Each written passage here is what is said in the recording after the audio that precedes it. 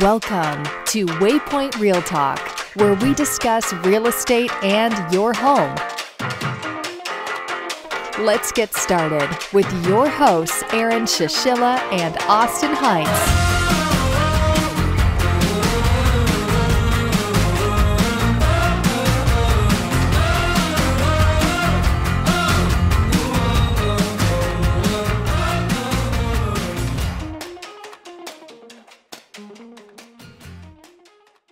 Hello, everyone, and welcome to Waypoint Real Talk. My name is Austin. Today, Aaron is behind the scenes controlling the computer. And with us, we have Jacob from Berkshire Hathaway Home Services, Florida Properties Group, Clearwater office. It's a mouthful, isn't it? It is, yeah. I remember your email addresses used to be at like bhhsfloridapropertiesgroup.com. It was enormous, yeah. It was a mouthful. But thank you for joining us today. Thank you. So, Jacob, you're a newer agent to the real estate industry. Yes. So today we wanted to talk a little bit about what that experience has been like for you. Absolutely. Especially coming in at a time that we're dealing with right now and trying to grow your business. Craziness. So, absolutely. I know we initially met during the Berkshire University class. Yes, we did. You were wearing your fun suits, man. I was wearing my fun suits. I think I wore my suit for the one podcast, right? I wore the jacket. I haven't done the full suit yet. I need to. It's been talked about enough. But that whole course was about bringing in new realtors who have already gone through the licensing portion and teaching them the practical things that they need to know to be a successful real estate agent, right? Yes. Okay. I'm sure that not every agency has it set up like that, though. So I'm sure there are a lot of realtors that are coming straight out of the licensing classes and they're just jumping headfirst into being a realtor. Yes. What would you say that class prepared you for, or what would you say other agents kind of need to know from that perspective of, okay, you've got your license, so you finished all the bookwork stuff, you passed your test, now we need to actually get to know some of the practical information to be successful. Yes. So the good thing about the test, to start with that, is that it does kind of teach you the ins and outs of the laws, what you can and cannot do. BHU then kind of adds on to that saying, okay, now you're working for a company, you're working for Berkshire Hathaway, and this is what we expect of you. This is how we do things. This is our contract, our utilities. And it's good to know that. We have resources, we have utilities, we have people that we can go to for help. And that's great. Everybody needs that. But what really is important in my mind, after you graduate BHU, after you figure out what is available to you and kind of what is expected of you, is how do you present your business in your own way? Because, yes, I do represent Berkshire Hathaway, and I love Berkshire Hathaway. They've been great to me. But how am I going to give the customers that I serve the kind of quality that I expect of somebody in my position? And that's how you expand after that. And that's awesome because you're right. You're representing the brokerage, but at the end of the day, I'm Jacob, the realtor. I'm not Berkshire Hathaway Home Services, Jacob the realtor. So how has that process been for you as far as defining your own brand or building your business in the way you want? It's been difficult, especially since I knew it was going to be difficult coming into real estate. I never expected it to be easy. It was always going to be a struggle. I was coming from being a substitute teacher. I had just graduated college. I didn't know what I was doing. But now that I'm in it and I understand the business now, I'm finally putting the pieces together. It's been happening for since January of this year.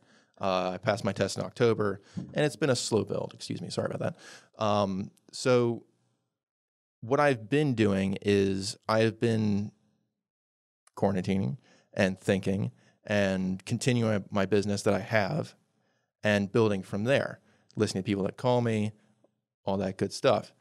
But it's finding the people that don't come to me that I've been trying to figure out. And part of that is I've realized I need to do the things that I enjoy, things that I find beneficial to myself. Because right now, during this time of crisis, this pandemic, this social unrest, we need to be proactive in the community and with ourselves. So part of that is, what do you like to do as a person? How can you connect with someone that you meet? It could be new, it could be an old friend, it could be a family member. So I've joined groups. I've found a second job, keep the lights on, but I'm also networking while I do that. So I'm finding ways to expand my horizons by supporting myself, both financially and socially. And I think that's important. That's been something that's been a conversation with other guests as well, is a lot of real estate is not forcing your business on people, but rather finding those groups that you actually want to be a part of. I remember one realtor said that, if you're a dog person and you love spending time with your dog, take your dog to a dog park. Absolutely. Or go to the dog bar in St. Pete. Yeah. And there you're in your element where you're actually enjoying yourself, but you have the ability to make connections and start building your business. Absolutely. And connections is all that you need. You don't need to go out and say, "Hi, I'm Jacob Maisel, the realtor. How are you?" You can just go out and say, "Hi, I'm Jacob. It's nice to meet you." Find a connection. Real estate will come up naturally. People want to know what you do, and you want to know what they do. Build that connection, build the trust, build the relationship. The business will come. Don't force it. Sure. So you mentioned substitute teacher Yes. to real estate agent. How did that crossover happen? Well, I went to college in Maryland, and I moved back down here because I wasn't going to pay their rain tax. So I came back, and I thought, well, what the heck am I going to do? I have an English degree. And I thought, well, I want to be a professor someday. May as well start at the bottom. Go to, be a substitute teacher. And I was subbing around. I became an on-site sub for a school in Clearwater, and it was a thrill. I learned so much. It was tough, but I learned to deal with the punches. Roll with it, go with the flow. Don't stress the little things. And that has carried on into this. But what happened was I hit summer break. I was trying to get a full-time teaching job. That wasn't happening. COVID-19 was starting to build, and people were getting more knowledge about that. Unfortunately, I didn't know too much about it, and I learned too little too late what was going on. And I made the wise decision, I think, to jump ship. It was either become a police officer or get into real estate, because those were the two things that were offered to me. And I chose real estate, and I've never looked back. It's been great. That's awesome. And I know you kind of mentioned this a few minutes ago, but I just want to touch on it again. Sure. I had asked you earlier before we started recording, did you think real estate was going to be easy? Now, thankfully, you had some insight before you Yes. fully jumped in to see that it wasn't going to be that super easy experience. Absolutely. But I feel like that's something we've brought up in conversation before as well with some other guests, is I think a lot of people, they see real estate as an easy option, or at least that's how they perceive it. Yes. So they feel like, oh, I'm just going to become a real estate agent and I'm immediately going to have business. I'll reach out to my friends and family and they're just going to start the pipeline and it's just going to blow up from there. Yep. But that's not the case. It's not that easy. No, it was, I will say, it was presented like that. It should have been my job to realize that that's not how it is. Business is never that easy, no matter what it is. Substitute teaching, I thought it would be a cakewalk. It's not easy. You're bottom of the totem pole, everybody knows it, and that's what you have to deal with. But you work your way up.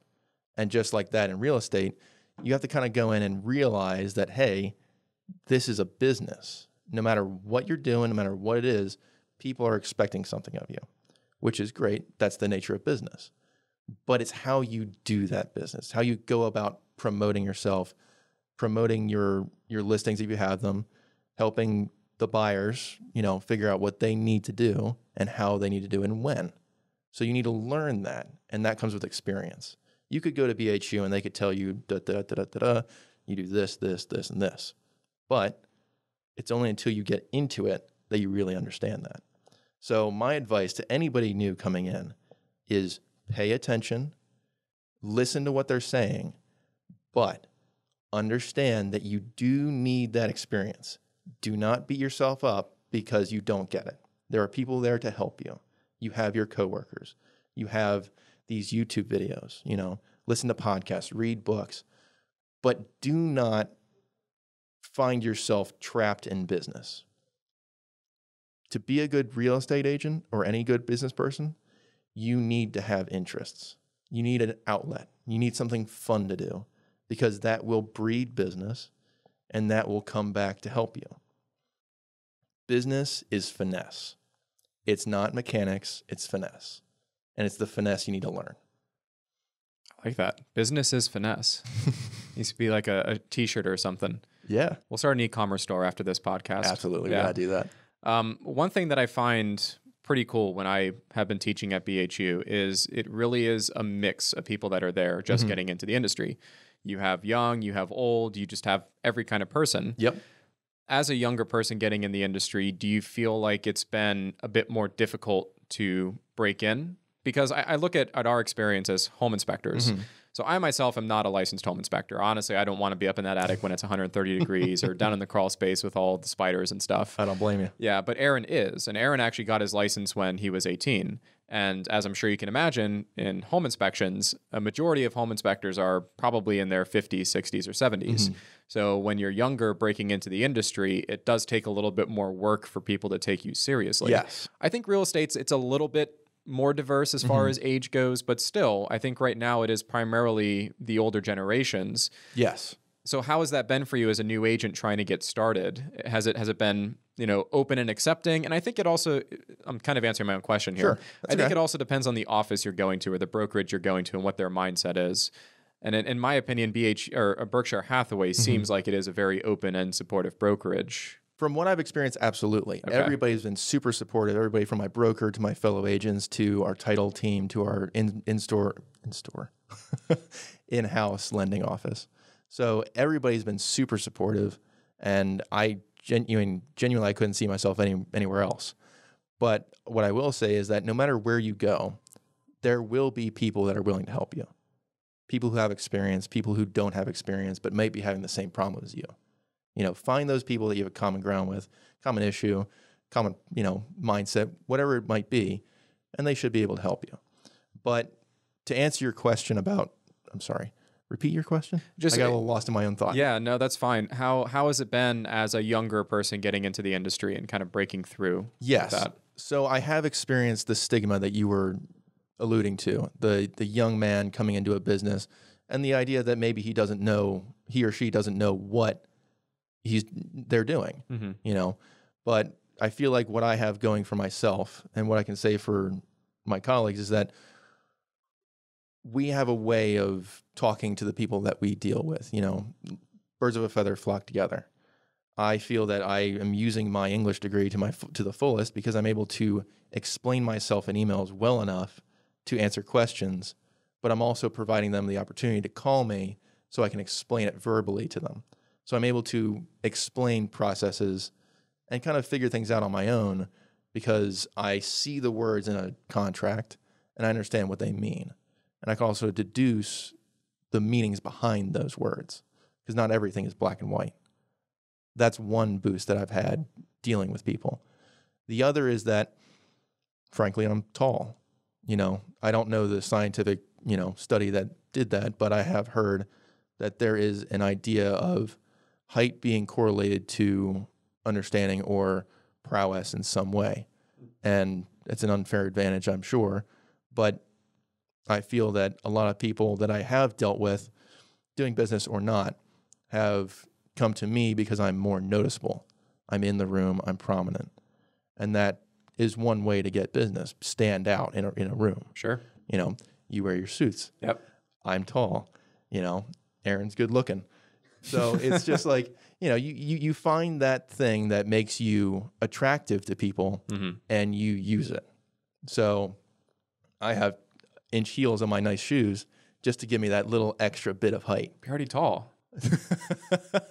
Go from 6'7" to 6'8". Oh my gosh.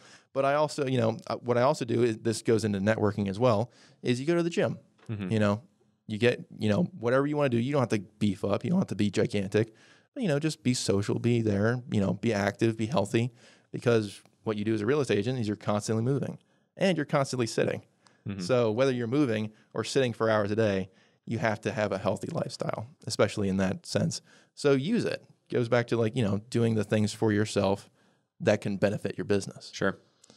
But to go back to the stigma to being a new agent, what I can say in my experience is that use your friends and family. Don't push them, but explain to them saying, I'm here, I'm in a new business, I'm trying to do my best. I'm not demanding business. You don't have to say this word for word, but make it clear to them that you're not pushing them. But if they do hear something or if they do need something, think of you. That's the easiest way to start.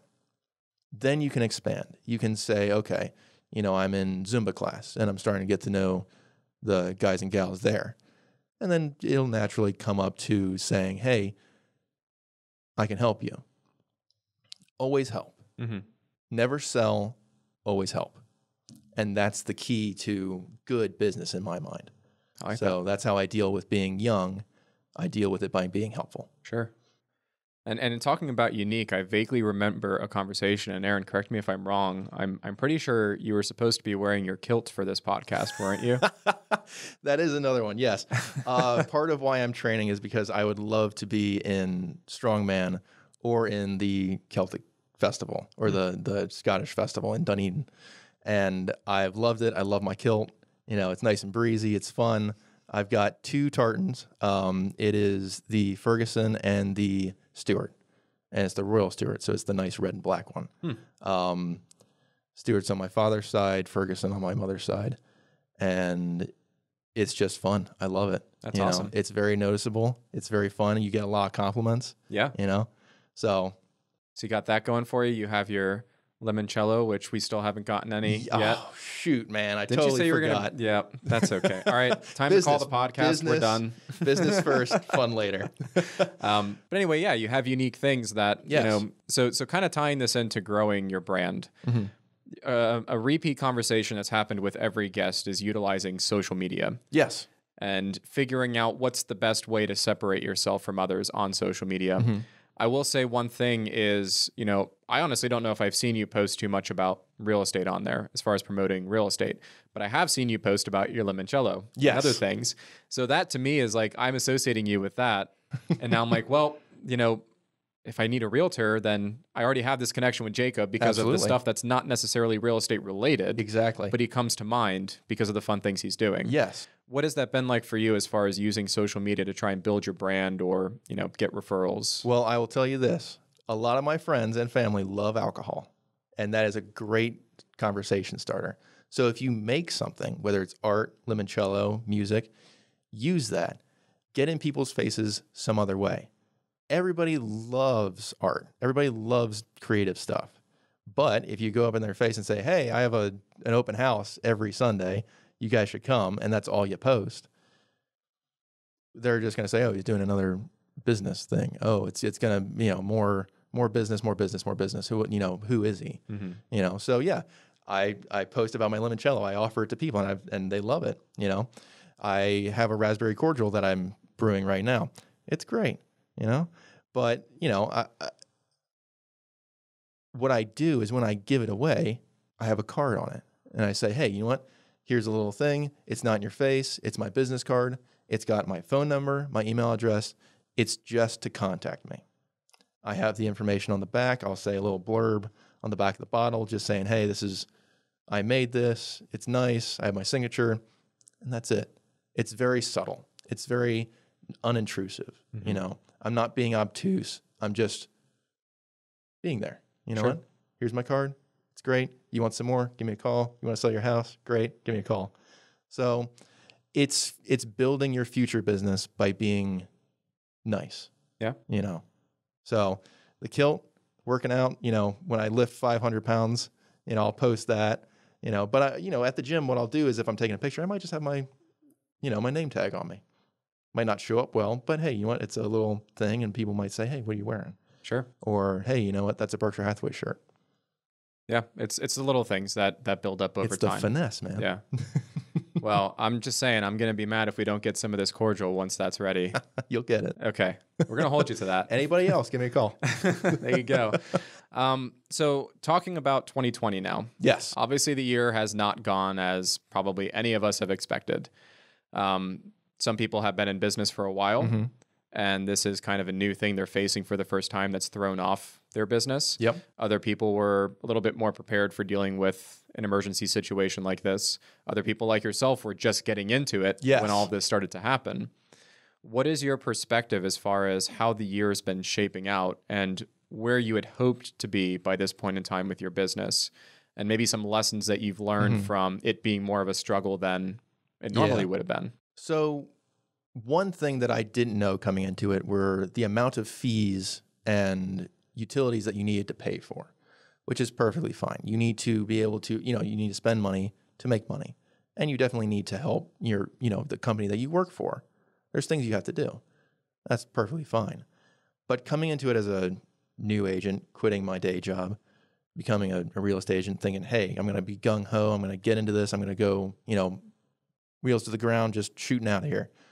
But, once I got in, I had secured my job before I even passed my test. I got in, I thought to myself, I have not promoted myself. I told people I was taking my test, but I haven't done anything to build that business. One great thing is an old friend of mine from childhood, he just called me up one day and said, hey, I'm looking for a house. That was my first sale. And yes, it was luck, but prior to that, I had been calling my family. I had been calling friends, finding out who needed what, just letting people know, spreading the word that I am a real estate agent. And that was 2 months down the line before I got that call. So it was middle of December when I was really getting going. It went from October to December. If I had known that, I would not have quit my substitute job. The good thing about that is I can pick and choose the days that I'm a substitute. So I had saved up a little bit of money from college and from being a substitute, so I had something to go on. But then that, wore down, it wore away. I needed to find something to supplement that, especially since at that time, the self-quarantining had become a necessary thing. So I found myself needing that because of business, but also needing it because there's less people coming out to see open houses. I had done a few. I didn't really feel comfortable. I was doing more of the virtual tours.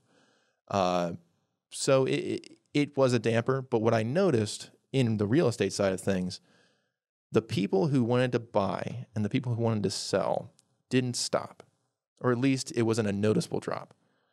The people that were window shoppers is what I call them. When they're coming to open houses and saying, oh, this is nice, this might be something we'd be interested in the future, they're good future business. That's great. And you know what? You can help them all you can. But when I was there, I saw that people were very serious. I'm here looking for a house like this now.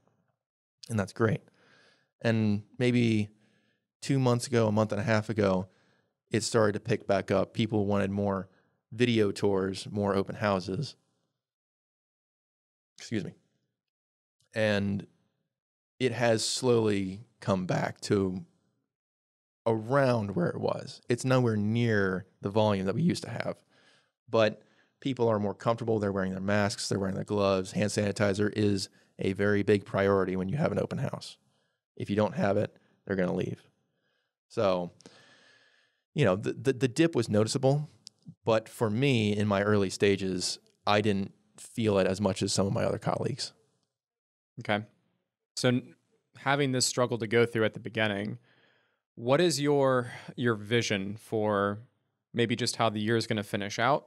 Like, where do you want to be by the time we get into 2021? And how is that contributing towards your overall larger goal? Like, what's your dream with your real estate business? Is it having a team? Is it, what does that look like for you? So what I look for in 2021 is definitely a better security in what I'm doing. I'm smarter about what I'm doing now. I'm more regimented. I'm saying, okay, I can do this, this, and this. I can spend this, this, and this because I'm going to get out of what I'm spending this, this, and this. I'm prioritizing my method. And part of that is, as I said at the top of this, finding ways to improve myself while improving my business. What can I do for me to reach out to other people? And I've decided that I'm going to pursue becoming a Freemason. It's a charitable group. It's right in downtown Dunedin. That's where I'd love to have my farming area be. It's a great town. I've loved it. And I love the restaurants. It's a great place, but it's hard to break into. So I found a way to make myself happy, but also I'm making connections along the way. It's not about real estate. It's about finding those connections. It's about becoming a better person, becoming more involved in the community, and doing good that way. The rest will come. my end goal for real estate is that I would love real estate to be my primary portion of my life, my business, I should say. I want to have my hands in a lot of things. Could I help start a business at some point if I have the funds? Absolutely. Maybe be a silent partner, more influence that way. Could I join another fraternity group? Possibly. Could I become a Rotary? Sure.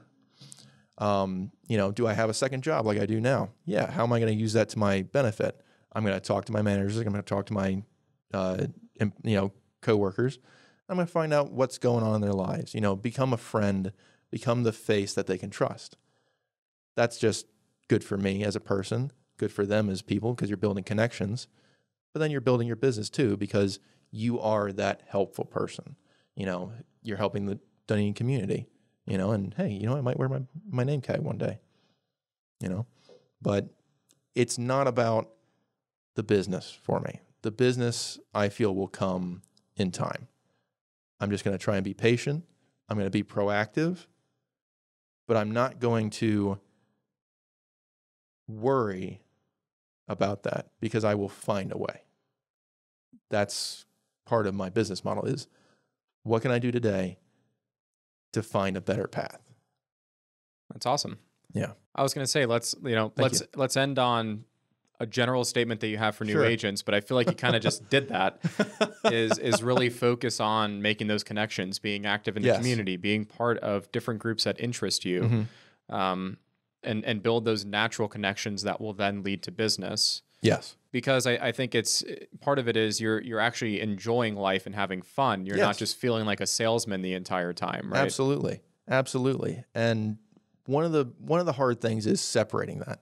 Are you having too much fun? Are you not promoting your business well enough? Or are you being too business-like? Is everything just becoming monotonous? Is becoming machine-like? The best part is know your stuff so that when they become interested in what you do and you're discussing what they do as well, you can accurately and succinctly tell them what you do and what you can do for them without it feeling like a pitch. You're there saying, Austin, that's great. You're in charge of a home inspection company. That's awesome, man. Hey, you know what? I'm in real estate. And you know what? If you ever need me, just let me know. That's all it has to be. It's just a nice, friendly conversation saying, I'm here to help you. And if you want to know more, you'll ask me. And if not, you'll remember that I'm a real estate agent. You'll remember that my face is who I am. Not the business side, not my name tag. It's my person. It's who I am that's here to help you. That's awesome. Yeah. Thank you. I think that's a good closing note. So, Jacob, I want to thank you for joining us on our podcast today. Thank you. If any of the viewers want to find you on social media, what's the best way for them to look you up? The best way for them to look me up is I have a handle, SJM Cubed. You can find me that way. Or you can find my Facebook page at Jacob Maisel, Realtor, Berkshire Hathaway Home Services, Florida Properties Group. But if you look up Jacob Maisel, you'll be able to find me. And then I think by the end of this year, one of your goals needs to be to have an e-commerce store where you're selling your cordial and your limoncello. Yeah, we'll work on that. Yeah, new business venture together. Yeah, awesome. Well, thank you everybody for watching. Appreciate you all for tuning in, and we'll see you on the next one.